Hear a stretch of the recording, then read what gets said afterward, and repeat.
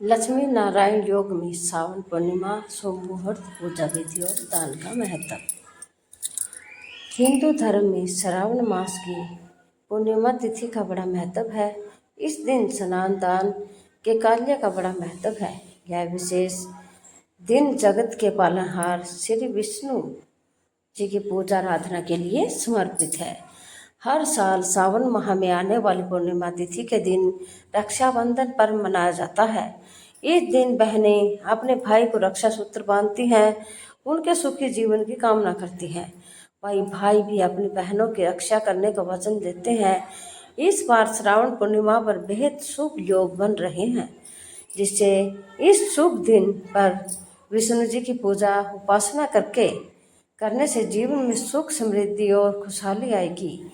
आइए जानते हैं श्रावण पूर्णिमा की सही तिथि, शुभ मुहूर्त और पूजा विधि और उपाय। श्रावण पूर्णिमा 2024 दिनांक पंचांग के अनुसार 19 अगस्त को सुबह 3:04 तक पूर्णिमा तिथि का आरंभ हो रहा है, जिसका समापन 19 अगस्त 2024 को रात 11:55 पर होगा। इसलिए उदया तिथि के अनुसार 19 अगस्त को ही श्रावण पूर्णिमा और रक्षाबंधन मनाया जाएगा। चंद्रोदय का समय श्रावण पूर्णिमा के दिन शाम 6:56 PM पर चंद्रोदय होगा। इस समय आप चंद्रदेव को जल अर्घ्य दे सकते हैं और उसकी पूजा कर सकते हैं। स्नान दान मुहूर्त इस दिन सुबह 4:32 से लेकर 5:20 तक स्नान दान के कार्यों का शुभ मुहूर्त निर्माण होगा। पूर्णिमा तिथि पर बनेंगे कई शुभ संयोग। ज्योतिषी गणनाओं के अनुसार इस साल श्रावण पूर्णिमा पर शोभन योग और कर्ण योग का निर्माण होगा।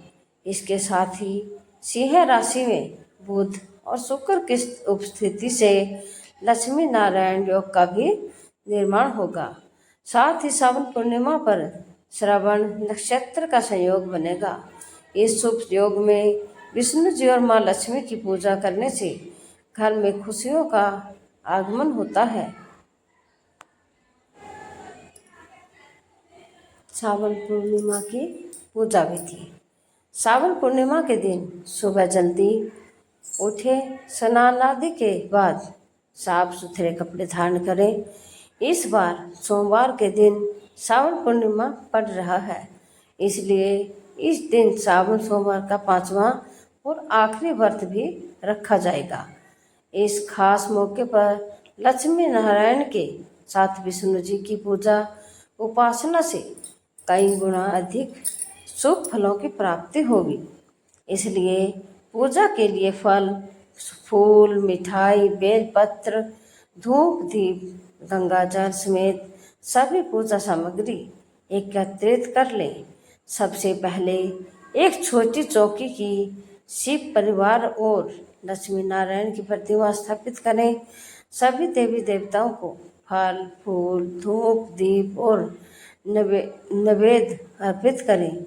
अब शिव, गौरी और लक्ष्मी नारायण समेत सभी देवी देवता की आरती उतारें। शिवलिंग पर जल और बेलपत्र चढ़ाएं। इसके बाद शाम को चंद्रोदय के समय चंद्रदेव को जल अर्पित करें। श्रावण पूर्णिमा पर दान सामग्री। श्रावण पूर्णिमा पर आर्थिक समस्याओं से छुटकारा पाने के लिए दूध या दही का दान कर सकते हैं।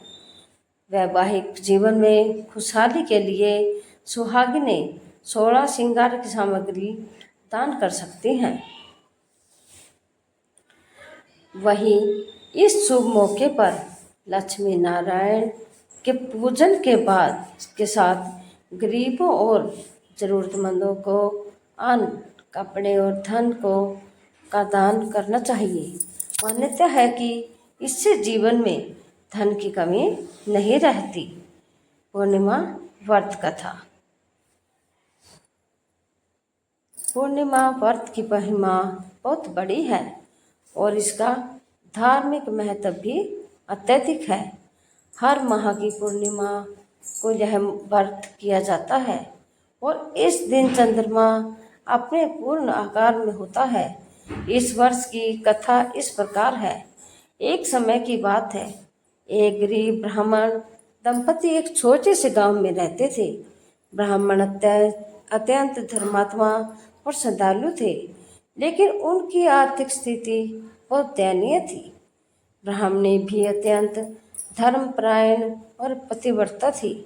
वे दोनों भगवान की उपासना और पूजा अर्चना करते थे, परंतु उनकी गरीबी खत्म नहीं हो रही थी। एक दिन ब्राह्मण ने अपने गांव के पुजारी से अपनी समस्या बताई। पुजारी ने ब्राह्मण को पूर्णिमा व्रत करने का सुझाव दिया। उन्होंने बताया कि पूर्णिमा के दिन व्रत करना और भगवान विष्णु की पूजा करने से सभी कष्ट दूर हो सकते हैं और आर्थिक स्थिति में सुधार हो सकता है। ब्राह्मण और उसकी पत्नी ने पूरी श्रद्धा भाव से पूर्णिमा व्रत का पालन करना शुरू कर दिया। वे इस दिन उपवास रखते, स्नान कर भगवान विष्णु की पूजा करते और रात को चंद्रमा को अर्घ्य देकर ही व्रत खोलते थे। कुछ समय पश्चात उनके जीवन में चमत्कारिक परिवर्तन आया। उनकी आर्थिक स्थिति धीरे धीरे सुधरने लगी और वे सुखी और समृद्ध हो गए। उनके परिवार में खुशियों की बाढ़ आ गई और उनके सभी कष्ट समाप्त हो गए। इस प्रकार पूर्णिमा व्रत की महिमा अपार है और इसके पालन से जीवन के सभी दुखों का नाश होता है। भगवान विष्णु की कृपा से भक्तों के जीवन में सुख, शांति और समृद्धि का वास होता है। पूर्णिमा व्रत की इस कथा को सुनने और पालन करने से पुण्य की प्राप्ति होती है। भगवान की कृपा सदैव बनी रहती है। इस दिन व्रत करने से मनुष्य को मानसिक शांति, आध्यात्मिक बल और पारिवारिक सुख की प्राप्ति होती है।